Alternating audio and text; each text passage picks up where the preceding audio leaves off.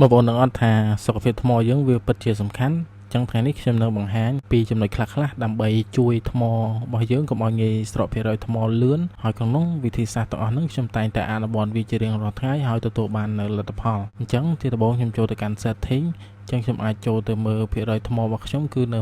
100% ដែលខ្ញុំសាកចំនួនដល់ទៅ223ដង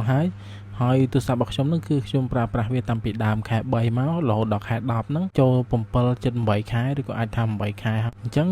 ថាតើ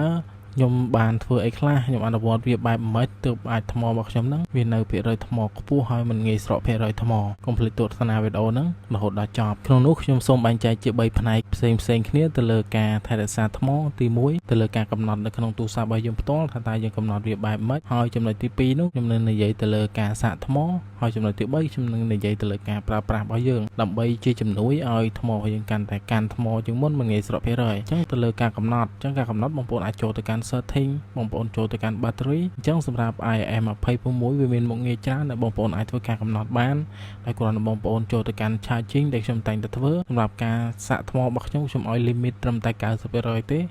ចឹងថ្មរបស់ខ្ញុំគឺចូល 90% គឺវាឈប់ចូលបងប្អូនអរគ្នាថ្មរបស់ខ្ញុំគឺវាអត់ចូលដល់ 100% ទេខ្ញុំកំណត់ត្រឹម 90% គឺថ្មរបស់ខ្ញុំគឺវានឹងឈប់សាកបញ្ចូលហើយនៅចំណុចបន្ទាប់ខ្ញុំនឹងនិយាយថាហេតុអីបានយើងសាកត្រឹមតែ 90% ណាអញ្ចឹងចំណុចទាំងអស់ហ្នឹងដែលយើងត្រូវការកំណត់វាមុនហើយមួយទៀតតើជាមួយនឹង power mode បងប្អូនអាចចូលហើយបងប្អូនអាចបើកនៅមុខងារ adaptive power ដើម្បីវាជួយ optimize ទៅលើការប្រើប្រាស់របស់យើងឲ្យកាន់តែល្អនិងប្រសើរជាងមុនអញ្ចឹងខ្ញុំនឹងនិយាយទៅលើចំណុចនៃការសាកថ្មអញ្ចឹងតើជាមួយនឹងការសាកថ្មក៏ជាផ្នែកសំខាន់ដែរបងប្អូនត្រូវដឹងថាតើពេលណាយើងគួរសាកថ្មពេលណាយើងគួរតែឈប់សាកថ្មតើមួយការសាកថ្មហ្នឹងអ្វីដែលខ្ញុំតែងតែធ្វើវាហ្នឹងគឺពេលដែលថ្មខ្ញុំស្រកដល់ 20% គឺខ្ញុំតែងតែធ្វើការសាកថ្មវាឡើងវិញហើយដល់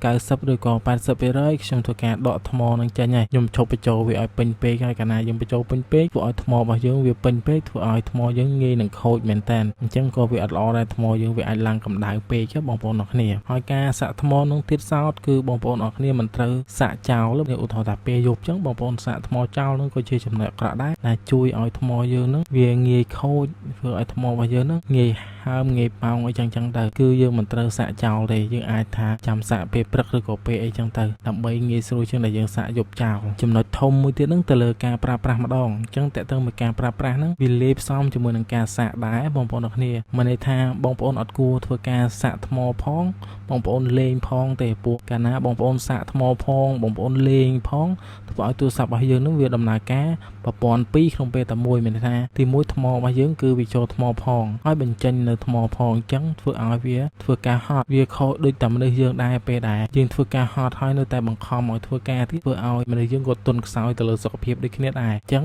ឡើយនេះខ្ញុំថាបងប្អូនអរគ្នាអាចតន់ហើយក៏ដូចអាចយល់ដូចគ្នាដែរហើយចំណុចមួយទៀតទៅលើការប្រើប្រាស់ដូចគ្នាបងប្អូនពុំគួរប្រើប្រាស់ទៅលើកម្មវិធីធ្ងន់ដូចជាការកាត់តវីដេអូច្រើនព្រោះដោយសារឥឡូវទូរស័ព្ទរបស់យើងមានសមត្ថភាពកាត់តវីដេអូច្រើនមែនតើអញ្ចឹងបងប្អូនក៏ពុំគួរកាត់តវីដេអូច្រើនពេកដែរហើយបងប្អូនពុំគួរប្រើប្រាស់កម្មវិធីធំច្រើនពេកវាងាយធ្វើឲ្យថ្មរបស់យើងឆាប់អស់យើងនឹងបញ្ចូលថ្មទៀតអញ្ចឹងធ្វើឲ្យថ្មរបស់យើងដំណើរការច្រើនហើយចំណុចមួយទៀតហ្នឹងគឺបងប្អូនអត់គួរលេងហ្គេមច្រើនពេកទេព្រោះកាលណាយើងលេងហ្គេមច្រើនពេកដោយសារហ្គេមទាំងអស់ហ្នឹងវាមាន graphic ខ្ពស់អញ្ចឹង graphic ខ្ពស់ហ្នឹងវាធ្វើឲ្យស៊ីថ្មរបស់យើងខ្លាំងមែនតើយើងមិនមែនអត់លេងសោះយើងអាចលេងបានតែគុំលេងដល់លក្ខណៈថាយើងបញ្ចូលថ្មពេញហើយយើងលេងតអស់ថ្មហើយយើងដោតពេញហើយយើងលេងតអស់ថ្មទៀតចឹងមានន័យថាថ្មរបស់យើងនឹងវាងាយនឹងឆាប់ខូចមែនតើហើយចំណុចចុងក្រោយខ្ញុំ suggestion ទៅកាន់បងប្អូនអរគ្នាអាចថាបងប្អូនអរគ្នាហើយចង់សាកថ្មបងប្អូនអាចសាកនៅទីតាំងណាមួយដែរបងប្អូនគិតថាវាមានខ្យល់ចេញចូលល្អហើយសីតុណ្ហភាពមិនក្តៅពេកបងប្អូនអរគ្នាអាចធ្វើឲ្យថ្មរបស់យើងវាចូលលឿនហើយវាអត់ងាយខូចថ្មកាលណាទីតាំងនឹងវាក្តៅវាអត់សូវមានខ្យល់ល្អអញ្ចឹងធ្វើឲ្យការសាកថ្មរបស់យើងវាក្តៅទៅកាន់ទូរស័ព្ទដោយសារទូរស័ព្ទរបស់យើងស៊េរីក្រោយវាមានមុខងារ fast charge អញ្ចឹងវាចូលលឿនអញ្ចឹងបងប្អូនអាចចំណាំមើលពេលដែលបងប្អូនសាកថ្មគឺទូរស័ព្ទរបស់យើងគឺរៀងក្តៅមែនតើណាបងប្អូនអរគ្នាអញ្ចឹងថ្ងៃនេះខ្ញុំមានប៉ុណ្ណេះសម្រាប់ចែករំលែកទៅកាន់បងប្អូនអរគ្នាពាក់ព័ន្ធជាមួយនឹងការថែរក្សាសុខភាពថ្មអញ្ចឹងបើពេញចិត្តកុំភ្លេចចុច like ក៏ដូចជា subscribe channel ខ្ញុំម្នាក់មួយផងហើយអាច comment នៅខាងក្រោមវីដេអូបើសិនជាចង់ឲ្យខ្ញុំធ្វើវីដេអូផ្សេងទៀតបងប្អូនអរគ្នា